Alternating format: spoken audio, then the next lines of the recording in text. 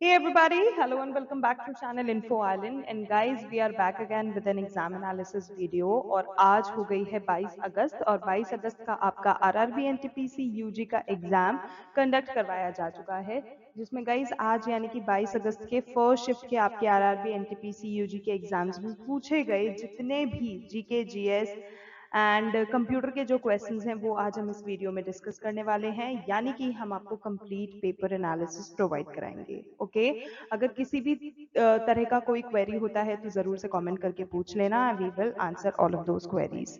इसके अलावा अगर आप चैनल पर पहली बार आए हैं, चैनल को अभी तक सब्सक्राइब नहीं करा है, तो जस्ट हम्बल रिक्वेस्ट जरूर से चैनल को सब्सक्राइब कर लेना, because this is your chance to get all the informative information at just one platform which is info island, जहां पर आपको समय पर सभी एग्जाम्स की सारी इंफॉर्मेटिव वीडियोस मिलती रहेंगी। ठीक है, so that's all about the talking. Now let's quickly move into the video and देखते हैं कि किस तरह के प्रश्न आज यानी कि 22 अगस्त के आपके फर्स्ट शिफ्ट में आरआरबी एनटीपीसी यूजी के एग्जाम में पूछे गए थे। So let's begin.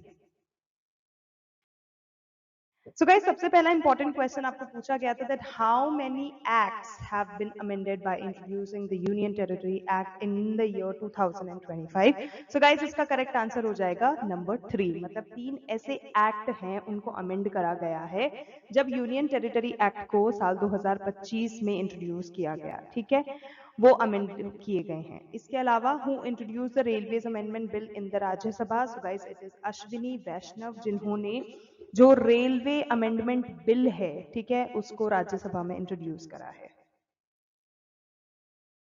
अगला है what is the shortcut key for change and select in file और in folder? So guys, it is function key 2 which is F2 commonly known as. ठीक है, नेक्स्ट है लिटोरल फॉरेस्ट। आपको पूछा था littoral forest जो होते हैं वो कहाँ बिलोंग करते हैं? So guys, littoral forest basically mangrove forest कहलाते हैं, वहां वो बिलोंग करते हैं। इन विच ईयर वो स्वर्ण जयंती ग्राम स्वरोजगार योजना लॉन्च? गाइस, एक योजना है जो कि गवर्नमेंट के द्वारा लेकर आई गई है पब्लिक के लिए, which is your SJGSY, which is your स्वर्ण जयंती ग्राम स्वरोजगार योजना। ठीक है, जो कि इसका फुल फॉर्म है, फुल फॉर्म भी याद रखना है because it is important. And we talk about the year कि किस साल इसे लॉन्च किया गया था? सो गाइस, 1999 में। अगला आपको पूछा गया था कि कन्वेंशनल रेन किसे कहा जाता है? So guys, basically heating of land आपको ऑप्शन में गिवन था, जो कि कन्वेंशनल रेन से रिलेटेड है। अगला आपको पूछा गया था that how many Khelo India centres have been established by the Delhi government? So guys, Delhi government ने अब तक 6 ऐसे सेंटर्स एस्टेब्लिश कर दिए गए हैं जो कि खेलो इंडिया सेंटर्स नाम से घोषित किया गया है, खेलो इंडिया सेंटर्स बनाए गए हैं। So basically answer is number 6। Next आपको पूछा गया था that what was the British objective of making India a colony? तो गाइस, जब इंडिया को एक कॉलोनी बनाया जा रहा था ब्रिटिश रूल के अंडर, तो गाइस उनका मेन जो ऑब्जेक्टिव था of performing this particular task वो यही था कि वो चाहते थे कि इंडिया की जितनी भी सोर्सेज हैं, इंडिया की जितनी भी रिसोर्सेज हैं, उनको एक्सप्लॉइट करा जाए as much as possible, and वहां पर एक ट्रेड डोमिनेंस वो लोग एस्टैब्लिश करना चाहते थे। This is the main reason of bringing everything coming together and making India a colony during the time of British rule in India. ठीक है, so exploiting India's resources and establishing trade dominance आपका correct answer है। अगला है which doctrine challenged the right to privacy? तो guys, ये जो एक, अगर आपको ध्यान हो, एक ऐसा जजमेंट पास किया गया था जिसने ये doctrine of sorry right to privacy को चैलेंज किया था। सो बेसिकली एक ऐसा डॉक्ट्राइन जिसने चैलेंज किया था राइट टू प्रिवेसी का, वो प्राइमरीली रिप्रेजेंट किया गया था 2017 का वो लैंडमार्क जजमेंट, किस केस में? Justice KS Puttaswamy versus union of India. तो ये आपको ध्यान में रखना है, ये करेक्ट आंसर होगा। जिसने ये रिकॉग्नाइज करा था कि जो प्रिवेसी है वो एक फंडामेंटल राइट होती है हर एक इंडिविजुअल की, हर एक citizen that is living in India as per the Indian constitution. ठीक है, अब बात करें कि किस आर्टिकल के तहत ये बात मानी जाती है, इसका घोषणा किया जाता है। So guys, as per article 21 of the Indian constitution, जो ये आपका केस हुआ था justice K S Puttaswamy versus union of India, उसने इस चीज को रिकॉग्नाइज करा। जो राइट टू प्रिवेसी होता है वो एक फंडामेंटल राइट होता है। अब बात करें कि इस रूल की, तो गाइज इस रूल ने बेसिकली एम्फेसाइज करा कि जो प्रिवेसी है किसी भी इंडिविजुअल की, ठीक है, B it any person living in India, उसकी जो प्रिवेसी होती है, जो कि इंडिया में रह रहा है, वो बहुत ज्यादा एसेंशियल है। काफी ही तरीकों में, किन तरीकों में, तो गाइज पर्सनल डिग्निटी हुआ, ऑटोनॉमी हुआ, काफी ज्यादा उसके लिए जरूरी होता है। एंड ये काफी ज्यादा सिग्निफिकेंट टर्निंग पॉइंट होता है in the evolution of privacy rights in India, जो कि इंडिया में पहले से ही एज अ फंडामेंटल राइट मौजूद है। बहुत सारे ऐसे केसेस हुए, जैसे कि जो आधार स्कीम से रिलेटेड हुआ, और भी अलग अलग चीजें हुए जिन्होंने इस प्रिंसिपल को, इस बेसिक राइट टू प्रिवेसी के प्रिंसिपल को रेनफोर्स किया, और जो जुडिशरी का रेस्पॉन्सिवनेस है उसको रिफ्लेक्ट करा to modern legal and ethical dilemmas. Okay, next आपको पूछा गया था that what is the primary way to access all installed programs on your computer. अगर आपको वो सारे प्रोग्राम्स जो आपने इंस्टॉल करे हैं अपने कंप्यूटर में उनको एक्सेस करना है, तो आप कहाँ से एक्सेस कर सकते हैं? So guys you just have to open the computer और स्टार्ट मेन्यू में जाना है। The moment you will press start menu, you can have a window to access all the installed programs that are there in your computer. Next है आपका article 335 allow reservation for SC which is scheduled caste and ST in which is scheduled tribes, make it T, okay, scheduled tribe in which area. So basically guys article 335 जो है Indian constitution का, वो allow करता है किस चीज के लिए? रिजर्वेशन ऑफ पोजीशन के लिए, ठीक है। जो एससीज हैं मतलब शेड्यूल्ड कास्ट है, और एसटीज हैं जो शेड्यूल्ड ट्राइब्स हैं, उनके जो पोजीशंस हैं, उनके रिजर्वेशंस के लिए एक आर्टिकल जो जिम्मेदार है वो है आर्टिकल 335 पब्लिक एम्प्लॉयमेंट में, ठीक है। जो हमारे गवर्नमेंट एग्जाम्स हो गए, इसके अलावा और भी ऐसे पब्लिक डिपार्टमेंट्स होते हैं ना, जहाँ पे इन लोगों के लिए, एससीज और एसटीज वालों के लिए रिजर्वेशन पोजीशन किए जाते हैं, तो वो आर्टिकल 335 अलाउ करता है। नेक्स्ट आपको पूछा गया था कि गूगल बीम क्या है। तो गाइज गूगल बीम जो है वो एक एआई, यानी कि अभी जो रोबोटिक्स हमारे चल रहे हैं, है ना, ये एआई जो चल रहा है, सो एआई पावर्ड एक artificial intelligence, AI as an artificial intelligence, तो AI powered video communication platform है, ठीक है, उसको हम गूगल बीम बोलते हैं। अगला है what is the best way to transport heavy and bulky goods through long distance in the fastest way. तो गाइस अगर कुछ हैवी और बल्की मटेरियल है that you need to transport from one place to another, उसके लिए अगर आपको use करना है तो बहुत कन्वीनियंट है, आप रेलवे को यूज करें, ठीक है, जो रेल ट्रांसपोर्ट है उसको यूज करें, and if not possible then air transport को यूज करें। सो फास्टेस्ट वे पॉसिबल ये दो हैं। अगला है who was named the best football player of AIFF in the year 2025। So guys AIFF का जो 2025 में बेस्ट फुटबॉल प्लेयर का अवार्ड या खिताब आप कह सकते हैं दिया गया है, तो वो सुभाशीष बोस को दिया गया है। सुभाशीष बोस यहाँ करेक्ट आंसर होगा। And if we talk about the full form of AIFF which is again a very important thing to know, तो गाइज वो है ऑल इंडिया फुटबॉल फेडरेशन। तो जो की चीज आपको पता होनी चाहिए, AIFF is All India Football Federation. अगला गाइज आपको पूछा गया था that who was awarded the Padma Bhushan in the field of arts in the year 2025। तो गाइज साल 2025 में अगर आर्ट्स में हम देखें, आर्ट्स का जो फील्ड है, द फील्ड ऑफ आर्ट, उसमें जो पद्म भूषण है वो दिया गया है श्री एस अजीत कुमार को। तो गाइज श्री एस अजीत कुमार अपना करेक्ट आंसर हो जाएगा।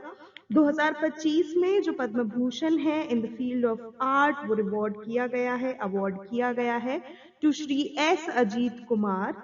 एंड उनको ये जो रिकॉग्निशन उनको ये दिया गया है वो इसीलिए दिया गया है क्योंकि उन्होंने काफी अपना सिग्निफिकेंट कंट्रीब्यूशन दिखाया है टूवर्ड्स इंडियन सिनेमा, पर्टिकुलरली जो तमिल फिल्म इंडस्ट्री है उसमें उन्होंने काफी अपने सिग्निफिकेंट कंट्रीब्यूशंस दिए हैं। जहां पर उन्होंने पोर्ट्रे करे हैं a wide range of characters and he has also contributed to charitable causes also and because उनके इस नोबल कॉज के लिए उनको ये पद्म भूषण का अवार्ड दिया गया है। Okay, next is according to Waqf Act 2025, what is the time limit to appeal in High Court? तो guys recently अगर आप जानते हैं साल 2025 में वक्फ बिल पास किया गया था और ये जो वक्फ एक्ट 2025 आया है इसके तहत गाइज अगर आपको हाई कोर्ट में अपील करना है तो उसका जो टाइम लिमिट है वो 90 डेज का है। सो 90 डेज आपका यहाँ करेक्ट आंसर होगा। अगला आपको पूछा गया था कि who is known as Vikramaditya. So guys Vikramaditya जो हैं उनको चंद्रगुप्त द्वितीय के नाम से भी जाना जाता है। चंद्रगुप्त द्वितीय हुए या विक्रमादित्य हुए ये दोनों एक ही इंसान हैं अलग अलग नाम के साथ। अगला आपको पूछा गया था that from where does the south west monsoon originate. तो गाइस अगर हम साउथ वेस्ट मॉनसून की बात करें तो it originates from the Indian ocean. तो अगर आपको ऑप्शन में इंडियन ओशन गिवन है तो इंडियन ओशन आपका करेक्ट आंसर हो गया है जहां से साउथ वेस्ट मॉनसून ओरिजिनेट करता है।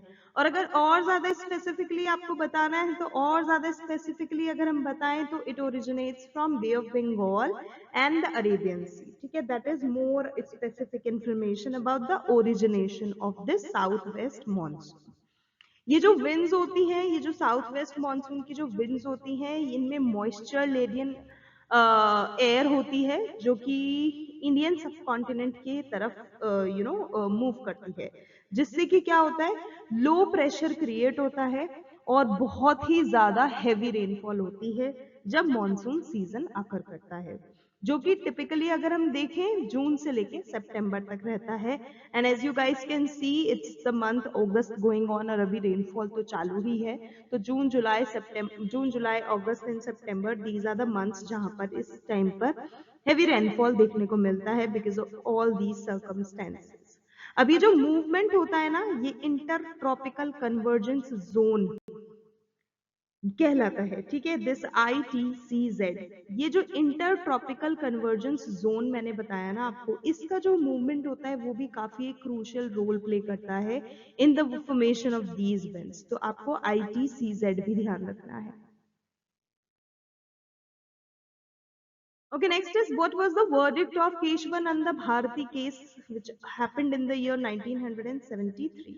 So guys, the verdict of the Keshwananda Bharati case जो कि 1973 में हुआ था वो एक 7-6 डिसीजन था सुप्रीम कोर्ट की तरफ से, जिसमें ये स्टैब्लिश किया गया that the basic structure doctrine जो है उसको उसमें मतलब उस फॉर्मेशन हुआ उसका जो डॉक्ट्राइन है वो असर्ट करता है कि कुछ ऐसे फंडामेंटल फीचर्स होते हैं हमारे इंडियन कॉन्स्टिट्यूशन के, जैसे कि supremacy of the constitution, the rule of the law and the protection of individual liberties. ये कुछ ऐसी चीजें होती हैं जो कि हमारे इंडियन कॉन्स्टिट्यूशन में मेंशन है, जो कि इनवायोलेबल होती हैं और इनको आप अमेंड नहीं कर सकते। Not even the parliament can do the same. तो ये जो रहा था ये केशवानंद भारती केस में रहा था। इसके अलावा इस केस के बाद ही बहुत सारे अमेंडमेंट्स हुए कॉन्स्टिट्यूशन में जिन्होंने अफेक्ट करा to the right of religious institutions, particularly जो एडनीर मुत हैं उनका। ठीक है, and ultimately upheld the constitution's integrity while allowing socio economic reforms without its boundaries.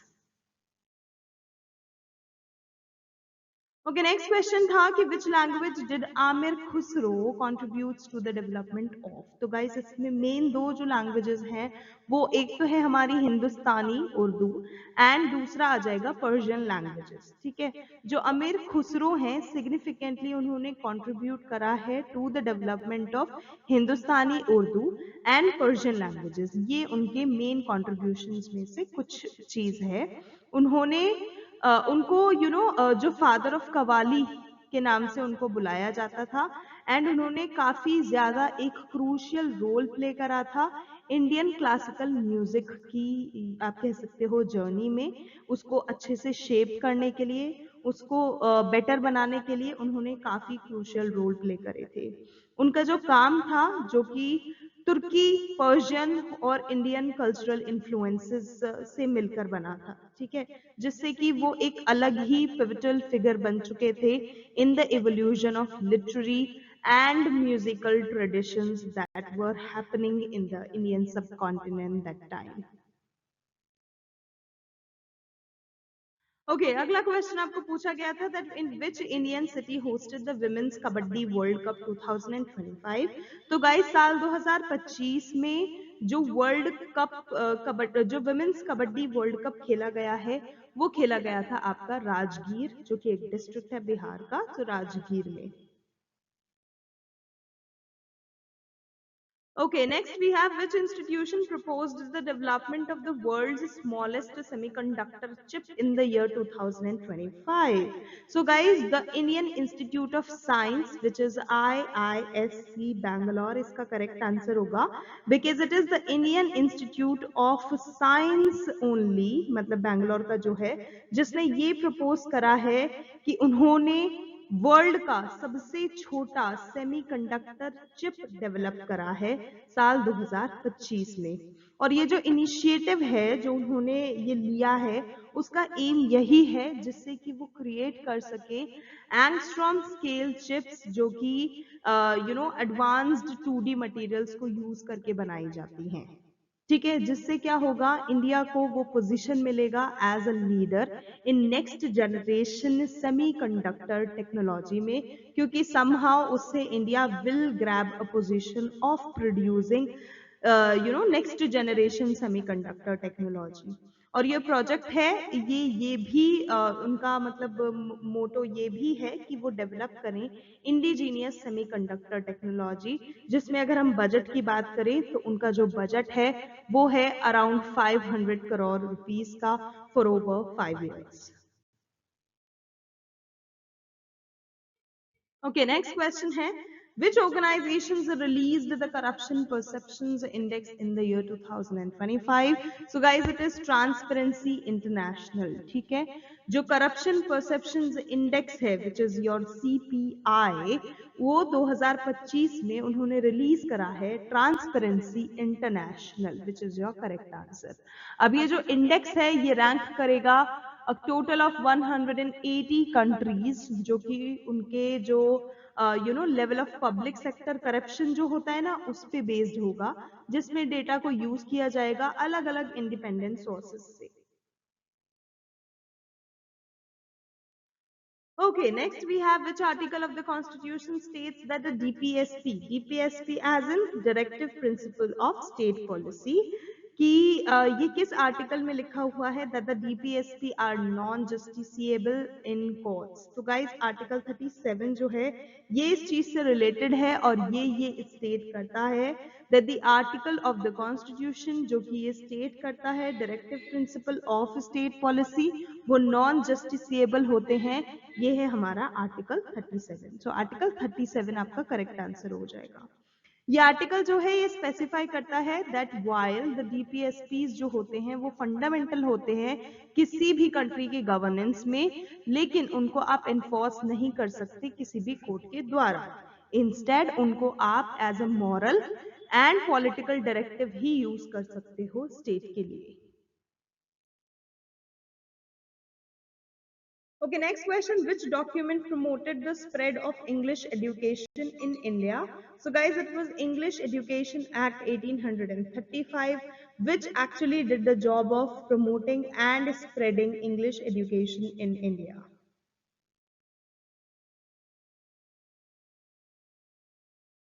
Okay, next we have what is the name of the high resolution weather forecasting system? Guys, ये एक repeated question है, NTPC के UG के paper में ही ये एक बार और पूछा जा चुका है, एंड अगेन ये आज के पेपर में आपको पूछा गया है that what is the name of the high resolution weather forecasting system, जो कि इंडिया में रिसेंटली अभी लॉन्च किया गया है। सो गाइस, साल 2025 के मई के महीने में इंडिया ने एक high resolution weather forecasting system launch किया है, जिसका नाम है BFS यानी कि भारत फोरकास्टिंग सिस्टम। अब ये जो BFS है, जो भारत फोरकास्टिंग सिस्टम है, ये जो सिस्टम है इसको डेवलप किया गया है Indian Institute of Tropical Meteorology which is IITM के द्वारा। एंड ये यूटिलाइज करता है 6 किलोमीटर बाय 6 किलोमीटर का ग्रिड, जो कि world highest resolution weather prediction model कहलाता है। Okay, next is Jhumer is a folk dance of which state? So guys, झूमुर जो है, जो कि आपको पेपर में जो था वो झूमुर के नाम से पूछा गया था, but I am mentioning Jhumer here is the reason why, क्योंकि जो झूमुर होता है और जो झुमेर होता है it is one and the same thing. So अगर आपको झुमेर बोला जाता है तो भी they are asking for this झुमूर thing, झुमूर पूछा जाता है तो वो झुमेर ही है, एक ही चीज है। And if you talk about कि ये किस स्टेट का फोक डांस है, तो guys it is primarily associated with Assam, जहां पे इसको टी ट्राइब जो कम्युनिटी होती है वो परफॉर्म करती है। ठीक है, टी ट्राइब कम्युनिटी परफॉर्म करती है, और ये जो है ये वेस्ट बंगाल के भी कुछ पार्ट्स में पाया जाता है, और ट्रेडिशनली वहां पे भी इसमें डांस किया जाता है ड्यूरिंग द हार्वेस्ट सीजन। तो ये हार्वेस्ट सीजन से रिलेटेड एक फेस्टिवल है, ये चीज आपको ध्यान में रखना है, जहाँ पे वहां पे फोक डांस किया जाता है। ये जो डांस है ये रिफ्लेक्ट करता है cultural heritage tea garden communities की, और ये कैरेक्टराइज करता है by the rhythmic movement, and जो भी ट्रेडिशनल म्यूजिकल इंस्ट्रूमेंट्स उनके पास जो होते हैं वो उसे यूज करते हैं। Okay, next we have the Human Development Index is developed by whom? Guys, make it index here. So guys HDI जो कि हम जानते हैं कि HDI जो है वो पब्लिश किया जाता है UNDP के द्वारा। UNDP क्या है? United Nations Development Programme. और ये जो ह्यूमन डेवलपमेंट इंडेक्स है, अगर इसके डेवलपमेंट की बात करें तो इसको डेवलप किया है एक पाकिस्तानी इकोनॉमिस्ट ने, जिनका नाम है महबूब उल हक। तो महबूब ul Haq is the person जिसने 1990 में HDI यानी कि ह्यूमन डेवलपमेंट इंडेक्स को डेवलप किया है। ठीक है, जो कि फर्दर UNDP के द्वारा यूज किया जाता है, और UNDP फिर इसे पब्लिश करती है। ये जो इंडेक्स है ये मेजर करता है कंट्री का ओवरऑल अचीवमेंट कितना है सोशल और इकोनॉमिक डायमेंशंस में, चाहे वो हेल्थ हो, एजुकेशन हो, स्टैंडर्ड ऑफ लिविंग हो, etcetera etcetera. Okay, next we have article 37। So guys मैं आर्टिकल 37 अभी आपको बता ही चुकी हूँ, DPSP से रिलेटेड है, आप एक बार जरूर से पढ़ लीजिएगा।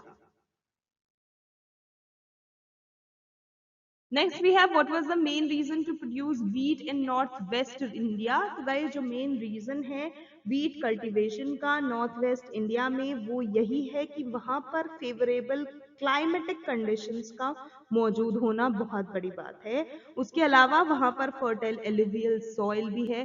तो ये तो बारे न्यारे हो गए, आपके पास क्लाइमेट कंडीशन भी फेवरेबल है, एलुवियल सॉइल भी फर्टाइल है, और वहां पर इरिगेशन फैसिलिटीज भी काफी ज्यादा एफिशिएंट है।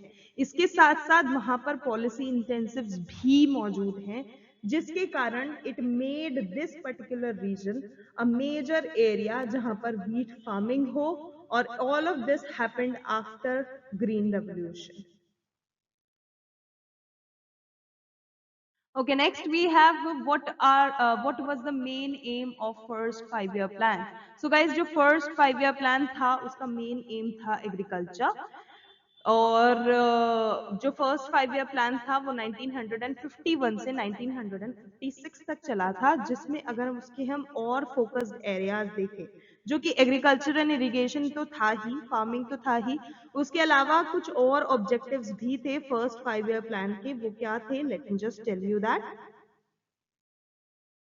जिसमें सबसे पहला उनका आता था achieving self sufficiency in food production. दूसरा है restoring agriculture production levels after the partition and world war 2। Third है इम्प्लीमेंटिंग लैंड रिफॉर्म्स, जैसे कि abolition of the zamindari system जो उस समय में चल रहा था उसको हटाना। अगला है to enhance agricultural productivity, definitely which was the key main area they were looking for. इसके अलावा allocating significant resources to irrigation projects and power generation essential, जो कि रूरल डेवलपमेंट के लिए बहुत ज्यादा जरूरी है. So guys, ये जो फर्स्ट 5 ईयर प्लान था, it basically laid the foundation for India's agriculture growth, जो हमारा प्राइमरी सेक्टर है, and it laid the ground work for future industrial development plans also. So that's it guys, it brings us to the end of today's video, and those were the very important and informative GK GS and computer के questions जो कि आज यानी कि 22 अगस्त के आपके RRB NTPC UG के first shift के एग्जाम में पूछे गए हैं. So if you guys like the video and found it informative, then don't forget to like, share and subscribe to our channel Info Island, because as you already know, this is the only platform जहां पर आपको RRB के exam से related, SSC के exam से related और बाकी सारे सभी कॉम्पिटिटिव एग्जाम से रिलेटेड पल पल की खबर ऑन अ डेली बेसिस मिलती रहेगी. सो गाइज, आज के लिए बस इतना ही. Thank you so much for watching, thank you so much for your time. We will see you in our next video. तब तक के लिए all the very best to all the candidates and much love to all of you all. Thank you.